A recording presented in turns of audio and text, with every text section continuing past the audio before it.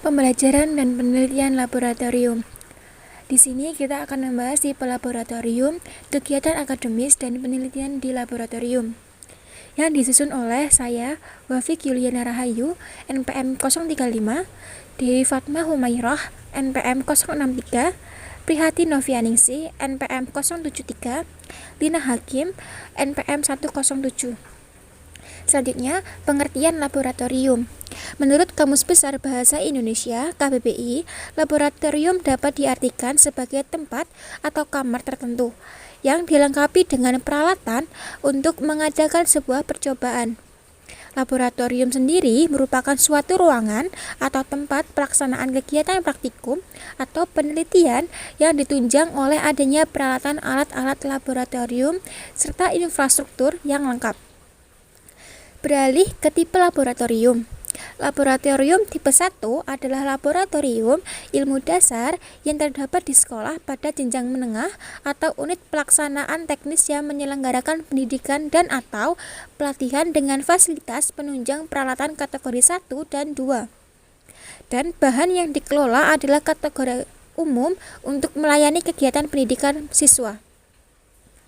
Selanjutnya, laboratorium tipe 2 adalah laboratorium ilmu dasar yang terdapat di perguruan tinggi tingkat persiapan, yaitu semester 1 dan 2, atau unit pelaksanaan teknis yang menyelenggarakan pendidikan dan atau pelatihan dengan fasilitas penunjang peralatan kategori 1 dan 2. Dan bahan yang dikelola adalah bahan kategori umum untuk melayani kegiatan pendidikan mahasiswa. Selanjutnya, laboratorium tipe 3 adalah laboratorium bidang keilmuan dengan terdapat di jurusan atau program studi atau unit pelaksana teknis yang menyelenggarakan pendidikan dan atau pelatihan dengan fasilitas penunjang peralatan kategori 1, 2, dan 3. Dan bahan yang dikelola adalah bahan kategori umum dan khusus untuk melayani kegiatan pendidikan dan penelitian mahasiswa dan dosen. Selanjutnya, tipe laboratorium 4 adalah laboratorium terpadu yang terdapat di pusat studi fakultas atau universitas atau unit pelaksana teknis yang menyelenggarakan pendidikan dan atau pelatihan dengan fasilitas penunjang peralatan kategori 1, 2, dan 3. Dan bahan yang dikelola adalah bahan kategori umum dan khusus untuk melayani kegiatan penelitian dan pengabdian kepada masyarakat, mahasiswa, dan dosen. Baik, selanjutnya saya akan meneruskan dari rekan saya, yaitu tentang jenis-jenis laboratorium.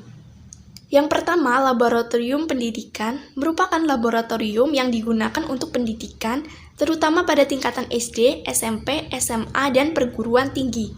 Lalu ada juga laboratorium riset, yang merupakan laboratorium yang digunakan oleh praktisi keilmuan dalam upaya menemukan sesuatu dan meneliti suatu hal menjadi bidang keahliannya. Pada laboratorium ini dapat meneliti sebuah objek yang sebagaimana ada dalam laboratorium pendidikan seperti halnya berkaitan dengan IPA, fisika, pertanian, bahasa, matematika, kimia, dan lain-lain. Lalu yang kedua ada tujuan laboratorium. Laboratorium sendiri memiliki tujuan, yaitu untuk memperdalam pengetahuan peserta didik sebagai tempat atau ruangan khusus untuk pengajaran. Hal ini juga dapat menambah pengetahuan bagi peserta didik dari pesan lisan yang disampaikan oleh guru. Karena ketika dalam ruangan kelas, belum bisa memberikan makna yang mendalam bagi peserta didik dan masih bersifat abstrak berupa sebuah teori ilmiah. Dan berikut ini adalah tabel klasifikasi laboratorium. Yaitu ada tipe laboratorium, indikator, nama, dan kedudukan. Tipe lab 1, lab ilmu dasar ada di sekolah. Tipe 2, lab ilmu dasar ada di PT tingkat 1. Lab 3, yaitu bidang keilmuan ada di jurusan, dan juga yang tipe lab 4 yaitu lab terpadu ada di fakultas atau univ. Adapun fungsi utama, tipe lab 1 yaitu praktikum siswa, tipe lab 2 praktikum mahasiswa, sedangkan tipe lab 3 yaitu praktikum penelitian mahasiswa atau dosen. Tipe lab tipe lab 4 yaitu praktikum peneliti mahasiswa dosen atau PPM. Adapun peralatan, pada tipe lab 1 yaitu kategori 1, kategori 2. Pada tipe lab 2 yaitu kategori 1 dan juga kategori 2. Pada tipe lab peralatan 3 yaitu kategori 1, 2, dan 3. Pada peralatan tipe lab 4 yaitu kategori 1, 2, dan 3. Adapun bahan, pada tipe lab 1 adalah bahan umum, pada tipe lab 2 bahan umum, pada tipe lab 3 yaitu bahan umum dan bahan khusus, pada tipe lab keempat bahan umum dan bahan khusus. Adapun kegiatan akademis dan penelitian di laboratorium, yaitu pertama ada kerja ilmiah, kerja ilmiah menggunakan laboratorium.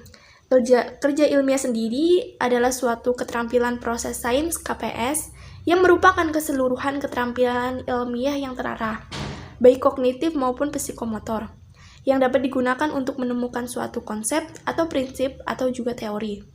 Untuk mengembangkan konsep yang telah ada sebelumnya, jadi KPS adalah kemampuan siswa untuk menerapkan metode ilmiah dalam memahami, mengembangkan, dan menemukan ilmu pengetahuan. Lalu adapun klasifikasi keterampilan proses sains terdiri dari sejumlah keterampilan tertentu sebagai berikut.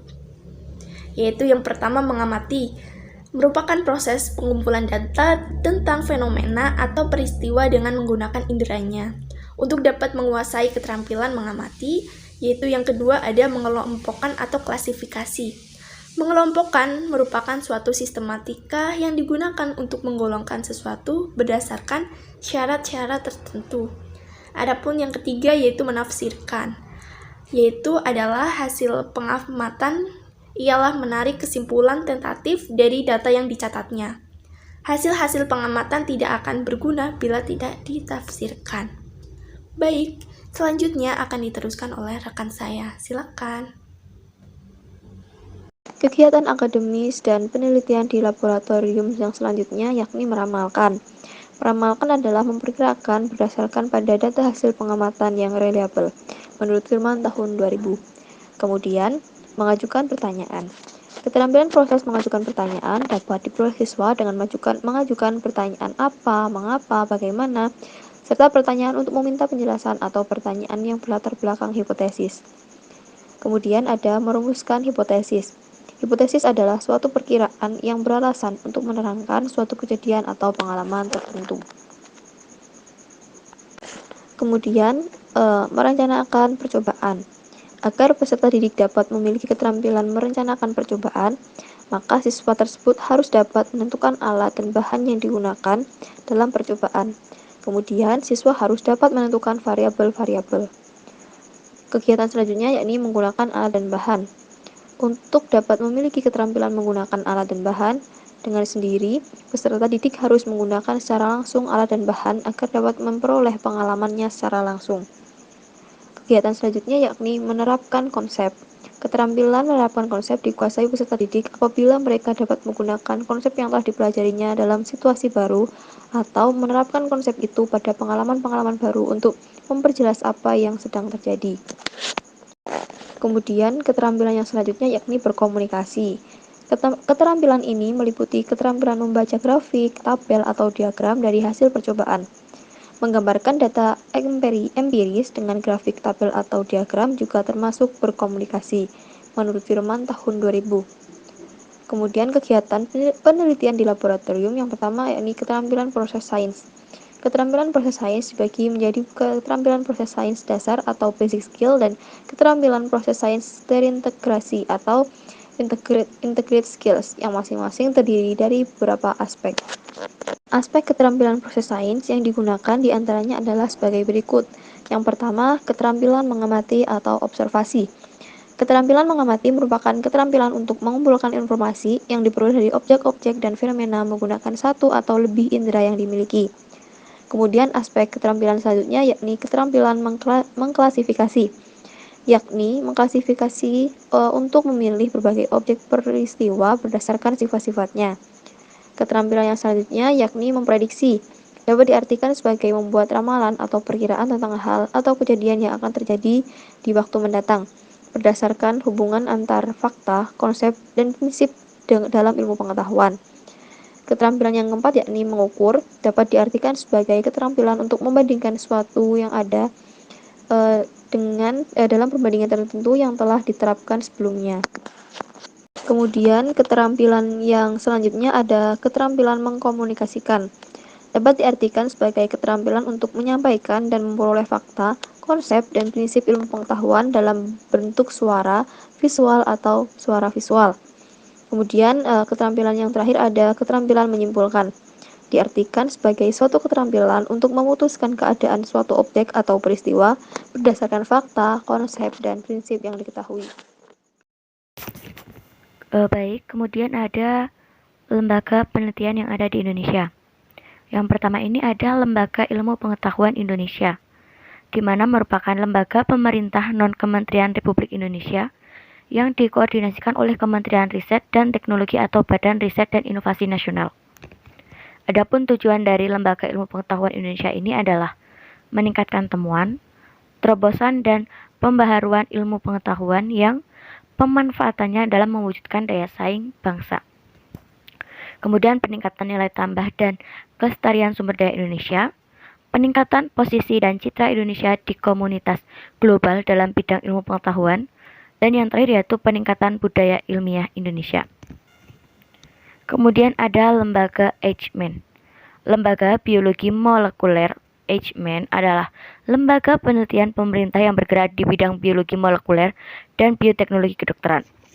Lembaga ini bernaung di bawah Kementerian Pendidikan Tinggi, Riset dan Teknologi. Adapun misi dari lembaga ini adalah memajukan perkembangan penelitian dasar dan terapan bidang biologi molekuler di Indonesia dengan fokus pada biomedis, biodiversitas, bioteknologi, dan biosekuritas, serta menerapkan kemajuan tersebut untuk kesejahteraan masyarakat Indonesia. Adapun nama lembaga ini diambil dari Christian Eichmann, peraih Nobel kedokteran yang melakukan penelitian mengenai penyakit beri-beri di cikal bakal lembaga ini pada awal dasawarsa 1900-an dan meletakkan dasar mengenai penemuan vitamin. Kemudian ada Badan Tenaga Nuklir Nasional atau BATN. BATN ini mempunyai tugas melaksanakan tugas pemerintahan di bidang penelitian, pengembangan, dan pendayagunaan ilmu pengetahuan dan teknologi nuklir sesuai dengan ketentuan peraturan perundang-undangan. Demikian presentasi dari kelompok kami. Apabila ada salah kami mohon maaf. Saya akhiri. Wassalamualaikum warahmatullahi wabarakatuh.